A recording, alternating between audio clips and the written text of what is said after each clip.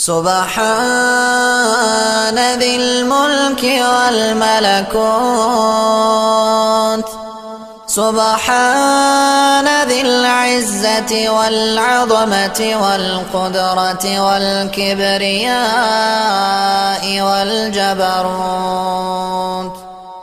سبحان الملك الحي الذي لا ينام ولا يموت. سبوح قدوس ربنا ورب الملائكة والروح.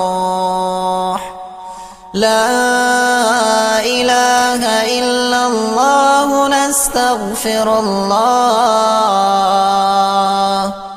نسألك الجنة ونعوذ بك من النار.